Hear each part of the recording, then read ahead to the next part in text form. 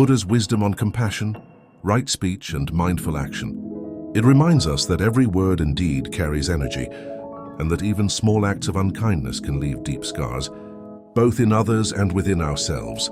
Let's explore this in more depth through the Buddha's teachings. 1. The Buddha's core teaching, do no harm, ahimsa.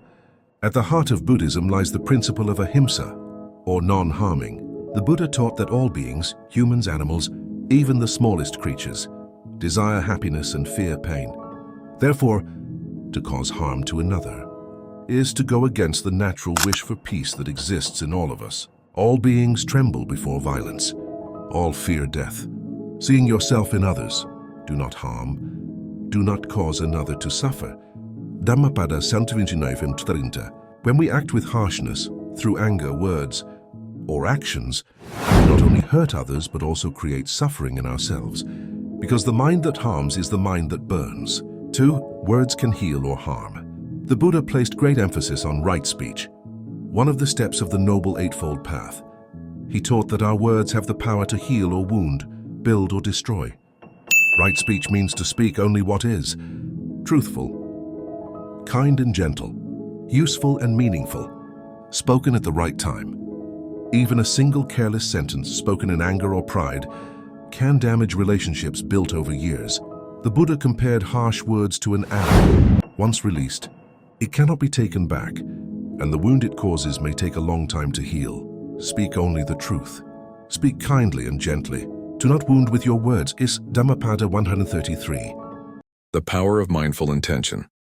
The Buddha taught that intention, cittana, is the foundation of karma. Before speaking or acting, we are asked to pause and look into our hearts. Is this action motivated by love or by anger and ignorance? When we act out of impatience, resentment, or ego, we plant seeds of suffering. When we act out of compassion, patience, and understanding, we plant seeds of peace and healing. So the practice is not only to refrain from harming, but to cultivate awareness before acting, to make sure that our energy brings benefit, not pain. 4. The wounds of the heart.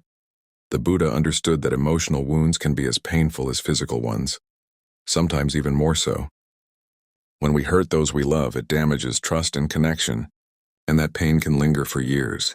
Healing takes time, patience, and sincere effort through forgiveness, kindness, and understanding.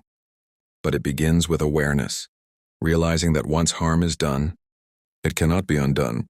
So the wise path is to act with care before harm occurs. Like a flower, choose your words with beauty. Once plucked, they cannot return to the stem.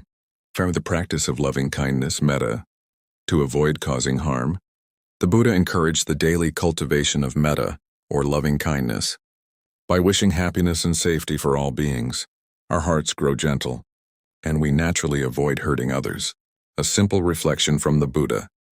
May all beings be happy. May all beings be safe. May all beings be free from suffering. When we live with this attitude, our relationships become fields of peace instead of pain.